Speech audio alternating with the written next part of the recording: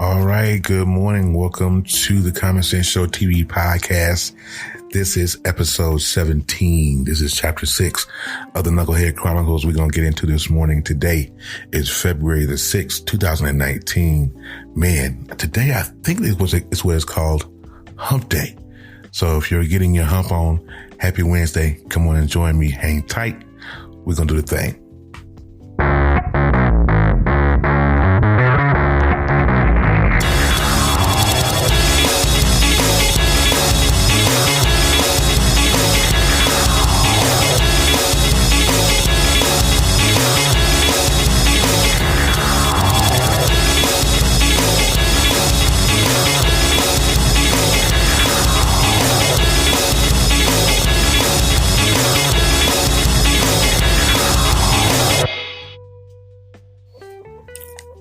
Welcome back, man. Happy Wednesday again. Hump day to all of my good folks that are listening to this podcast. Thank you for all the viewership. Excuse me. Yo, I'm 110 listens away from my first 1,000 on Anchor. I am excited about that because that's when my sponsorship kicks in and pays my little ducats or whatever. So I really appreciate that, even though Anchor gets 30%. Because you gotta love Anchor. They gotta keep it free for us. So they gotta take a little bit of a cut. But it's cool. All right. So Wednesday, February the 6th, 2019. Man, when you think about, we're already 2 months into the new year. Man, you just, where's the time go? Where's the time go? It just kind of blinks by you, right? It just kind of blinks by you. And if you're not careful, it's going to be, cause I'm thinking like that because, you guys know I'm getting married in July. So when we hit July, we're more than halfway through the year by the time that happens. Like, Jesus Christ. All right. So let's get back into it, you guys. I know you guys are waiting. I took a day off yesterday. Well, not a day off from podcasting, but a day off from the story because I know that you guys are, you don't want to hear about me all the time, So yesterday I took a day off, did a podcast episode with my honey, Melissa. How Do I Love Thee Part 2. So you guys get a chance to listen to that. Go back and listen to that. But today we're on chapter 6 of my story. And this story has a lot of different moving parts to it. So we're going to break this up into several episodes as well. All of this is going to help me because I'm writing my book to this. So I'm just going to go back, listen to the podcast I've already done and write my book from what I've said. Okay. That's my story. All right. So if you remember when chapter 5 left off, I had made my move to Chicago with my second wife. We wasn't married then. It's just my girlfriend. We was just dating, and all of this happened from the time I came back to Jacksonville to live with her to the time we moved to Chicago. It was about 1 or 2 months has that time span. From the time I came back to Jacksonville to the time we pulled out of Jacksonville and moved to Chicago, it might have been maybe a month and a half, maybe 2. And, again, we were dating. We didn't know each other like that. But because I was such an integral part of her life at that point, her mother told her that she could come back to Chicago. But she was like, no, Mom, I'm bringing him with me. He's been with me this time going through this. I'm bringing him back with me. So the mother agreed. Her mama agreed. And so we loaded up the truck and moved to Chicago. So in my time in Chicago, the very first time around, this is 2001. Okay. I really didn't know. I was trying to find my way, through Chicago. Chicago isn't this town. If you're not from there, man, trying to go and live in Chicago, it's daunting because there's things you have to learn. You can't do certain things. You can't, you can't smile. You can't laugh. You can't do this. You can't do that. I mean, Chicago would totally take you out of your element if you're a guy like me, and would take you totally out of your element and will leave you flopsided. You'd be like, what's going on? I can't ride the bus and smile. I can't do this and smile. When you walking down the street on the south side of Chicago, I don't know, I'm not sure if it's still that way today, but if you're walking down the street in Chicago and you walk past someone, don't side eye them, don't look back, none of that. You have to keep walking straight, not say a word, and keep it moving. Now, me, I'm from the South. Southern people by nature are hospitable. If I walk past you on the street, I'm going to say hello or what's up or how do you do. Now, I'm from the South, and don't forget that. I'm going to say one of those things, one of those endearment terms to somebody.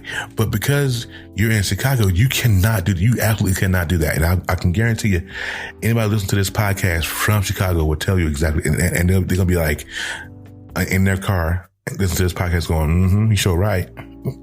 you can't. So it was different. So I spent the better part of a month trying to get to know the city. I mean, I remember trying to find my first job in Chicago. I applied everywhere. Well, yeah, I did try to apply there. I actually went to, I remember this job interview because it was an ad in the paper for something. I can't remember what it was. But I went to this interview. Now, mind you, it's cold in Chicago, right? I'm riding the bus, it was downtown Chicago, and it was in the high-rise buildings. I can't remember which one it was. But I went to this interview, and it was like a mass interview. So it's like a lot of people were there. They were doing like fire panel, I'm talking about the multi-panel interviews. And so I went there, and I was super casual, you guys. I went there in sweatpants and a hoodie and a bandana and a hat, right? Not knowing, not really thinking. I don't think I was thinking about it. I was trying to keep warm. You know what I'm saying? But I went, and the interviewer told me right off the bat, he didn't even interview me. He was like, yo, you really didn't want this job, right? And I was like, what you talking about? Yeah, that's why I came all the way down here on the CTA in the cold. Yeah, I came, yeah. And they were like, okay, I'm not going to interview you because you're not even dressed to be interviewed. So you can go ahead and leave now. I mean, he was rude, but not so much. And he was just like, I'm not going to interview you. This is not how you come to an interview. That's the lesson that was taught to me. Next time you go to an interview, make sure that you're presentable. I said, okay. So at that point, I was just, deterred then. I was just like, I can't, why am I here? What am I doing in this city? I know nothing of this city's culture. I know nothing about this city, period. And so for another couple of months, I sat around and was just like, I just can't, And so after a while, her mother, my future mother-in-law, she was like, okay, boy, you got to get you a job. You got to do something. You can't just stay here. She was working at the time. She was working for, Dixie Cup, I think it was up there in Chicago.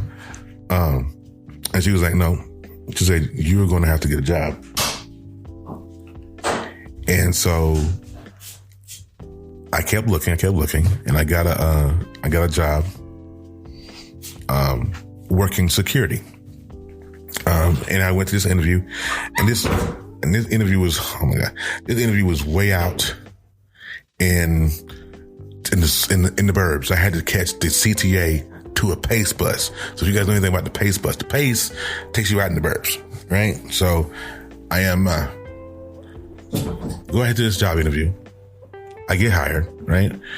They put me on site at a place called Catholic Charities. Catholic Charities was on 126 North Des Plaines. Now, you listen to, if you know from Chicago, you know exactly where that is. 126 North Des Plaines, which was about 10 or 11 blocks from the Sears Tower. So I could see the Sears Tower from where I worked, which was great. right? Until that fateful day in September. It was crazy.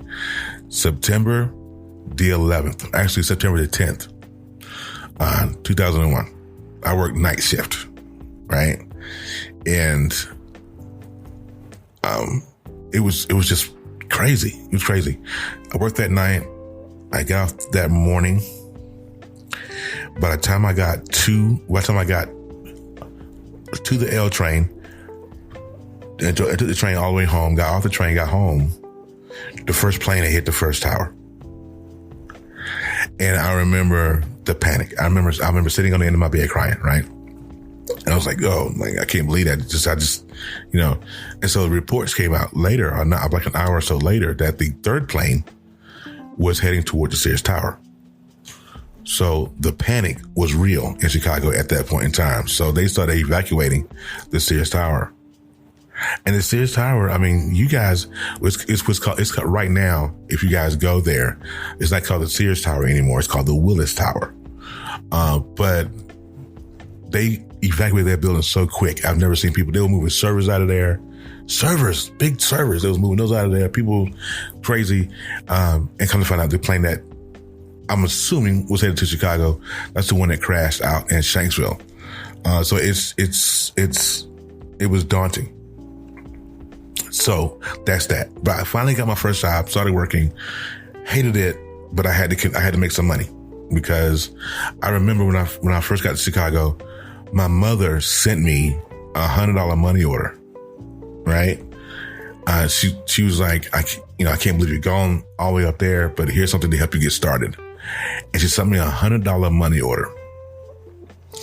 And I remember getting that in the mail. I remember opening it up, and I remember her writing she wrote me a note, and she was like, I love you. I want to make sure that you're good. I want you to be happy. I don't know why I took you all the way to Chicago to be happy, but I'm glad you're happy. Here's $100. So that money order, I couldn't just go to the regular store. Like in the South, you can go to the store, take you a money order in there, or go into the bank and cash it. And in Chicago, you can't do that, especially if it's a foreign money order. If it's not issued by that bank, they ain't cashing jack, right? But what they have in Chicago in the Midwest are called currency exchanges. And so what you can do in the currency, you can cash checks and, all that good stuff. And so the currency exchange wouldn't even cash it. Why? Because I didn't have a Illinois ID. I still had my North Carolina ID. So that's a whole different process altogether. So I had to end up going to the DMV, which is on South Kings Drive up there in Chicago. You guys know where that's at, man. And get my ID. That was a process. Finally got that. And then I went back and got my money order cash. All that for $100, but it was worth it though. So as far as the story goes, me and my second, like I said, I'm not going to call any names or nothing like that. I could give a fake name. I could do that. But let's just call her Strawberry for now, because that was in chapter 5. So Strawberry. Now, me and Strawberry, we was kind of rolling along, doing our thing, right? We were kind of just living. But internally, she was good, right? Because she was home. She was around people, her brothers, her family, her mama. Me, I was mad uncomfortable every day. I never told her this, but I was mad uncomfortable every day. Like, because of my first marriage, her mother put me out of the house when she came home one day and was just like, you got to go. My fear was the same thing with Strawberry, was that her mom was going to come home from work one day. She's going to see me there, get mad, and be like, you got to split. You got to go. I don't care where you go, but you got to go. And my only thought process the whole time, I'm scared to death. I am 1,100 miles from anyone who knows my name. That was my thought process. I'm 1,100 miles from anyone who knows my name. And it was scary. I promise you, it was scary. I had no idea of what I was going to do, how I was going to get there. I had no idea. So I put up a very brave front. I put up a very brave, I'm going to make this work. So I continued to work. And I would come home at night, and I had a crazy schedule. I would work nice, but it was like a swing graveyard type of deal. And I kept doing that for about a month and a half. And here's the twister, right? Oh, let me tell you before I get into the twister, let me tell you about the time I got robbed. Okay.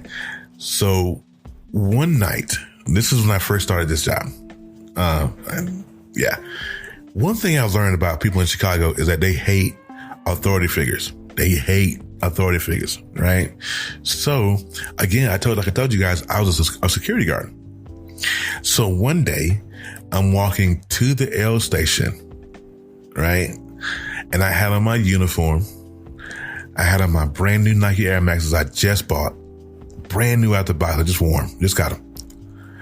And I'm walking from where my mother-in-law lived on the south side to the L train, which is on 63rd.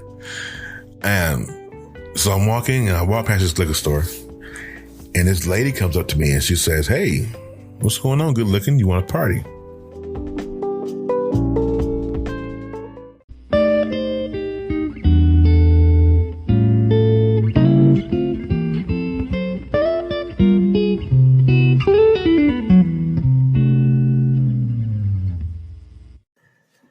Hey, and thank you for listening to the Common Sense Show TV. I really appreciate that. This episode and every episode like it is sponsored by the good folks over at Squarespace, where you can get your domain, your online store, and any tools you need for your online business right in one spot. You can also take your website and showcase your work. You can blog and do any, publish any content. You can sell all of your products right there online. Okay. So it's an easy one-stop shop for anything online as far as your business.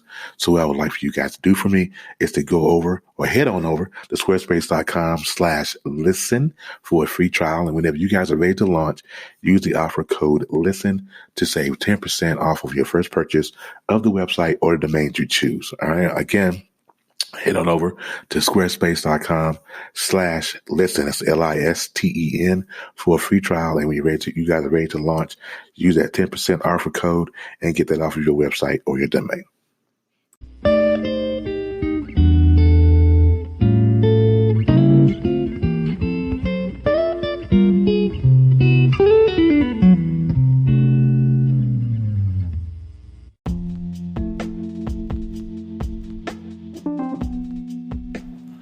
I was like, nah, I'm going to work, And so she asked me again. She's like, "Come on, you really want to party?"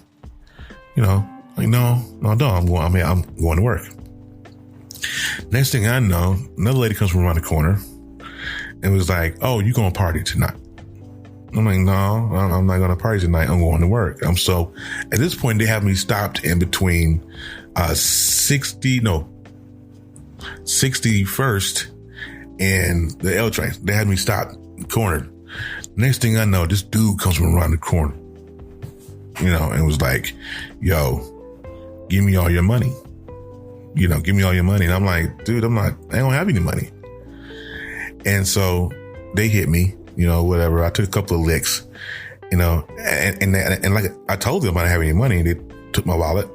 They looked in it, and it was like, "Ain't no money in here," and threw it back down to me.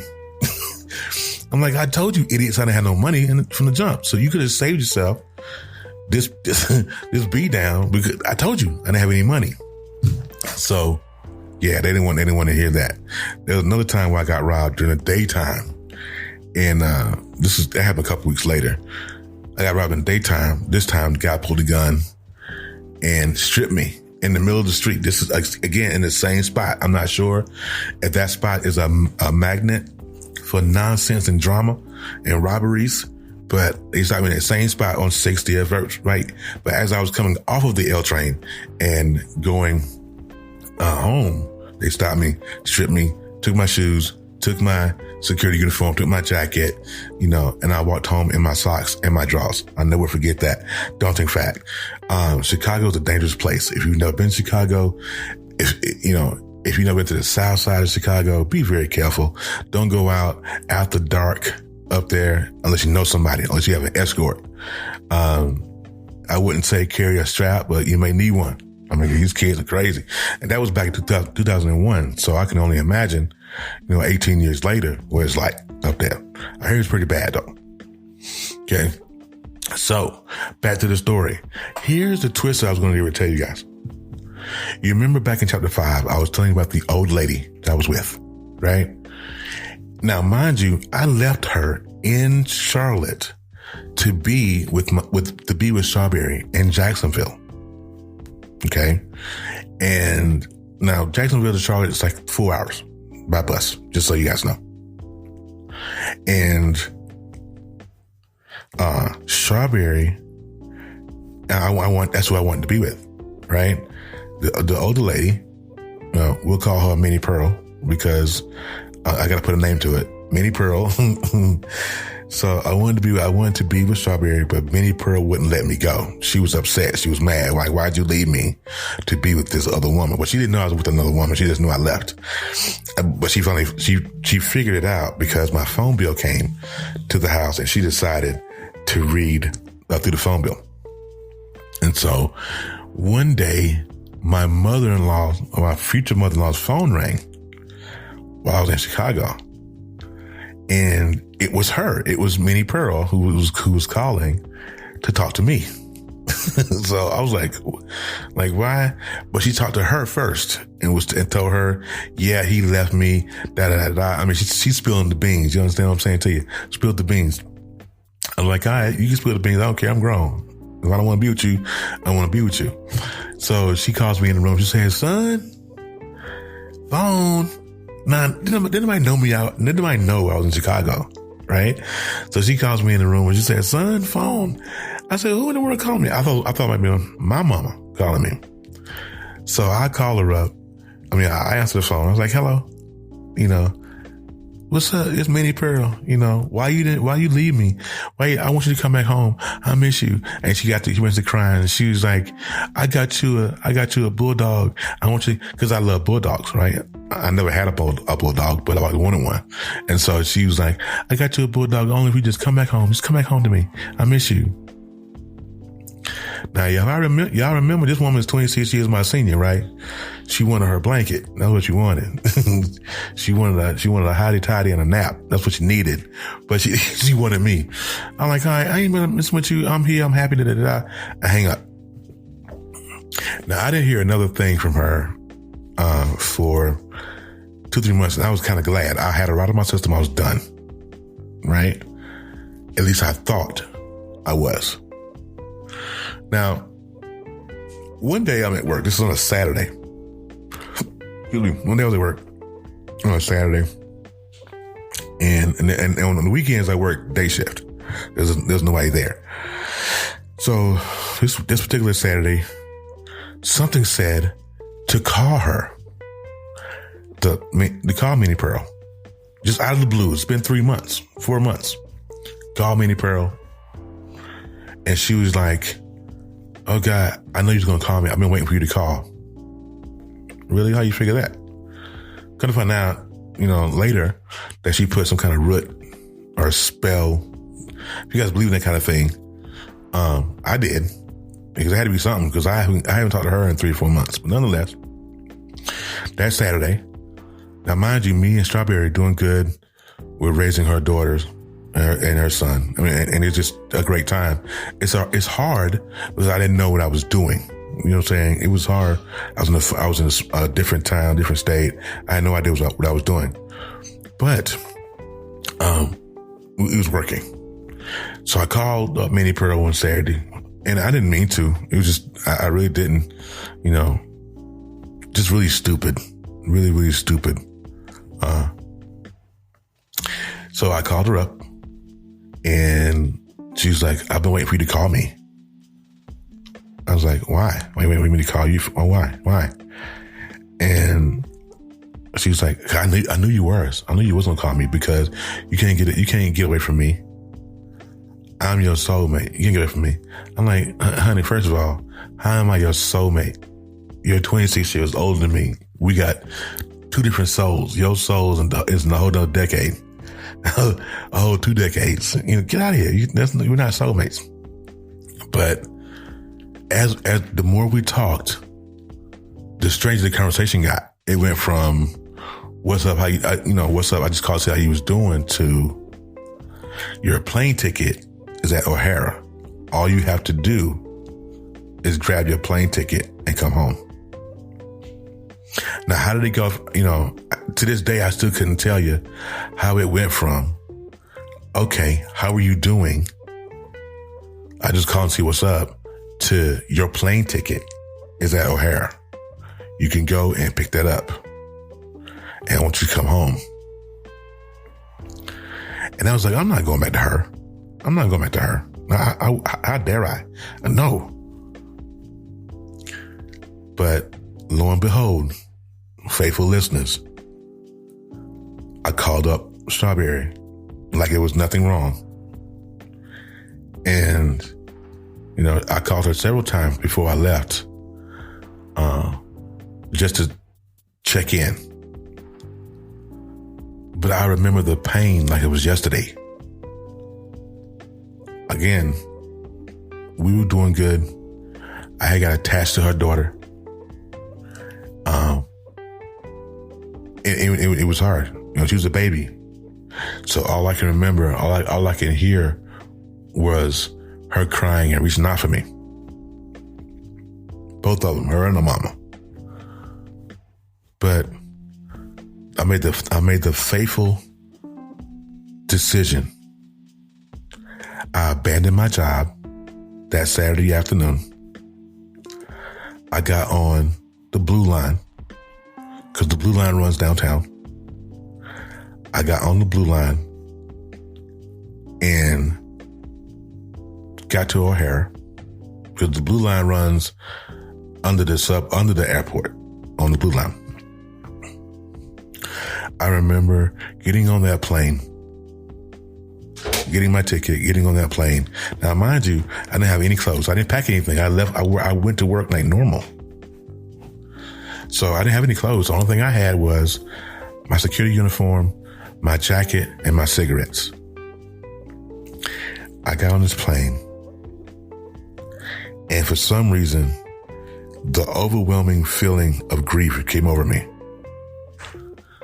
And I remember sitting on that plane, and I cried from the time that plane pulled off the tarmac, hit the air, and landed in Charlotte 2 hours later. I cried all the way there. I cried all the way back to Charlotte. Because my spirit knew, my soul knew that I made the wrong decision. And so I get off the plane. I go to security, get my bag. I ain't got no bags. So I'm just walking through the airport at Charlotte Douglas. And I look, and then I see her truck, outside of the door. Her son is with her.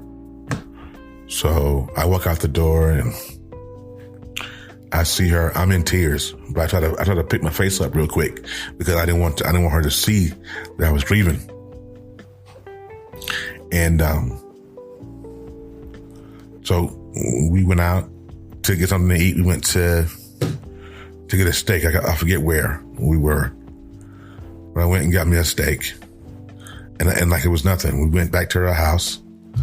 We did the adult thing,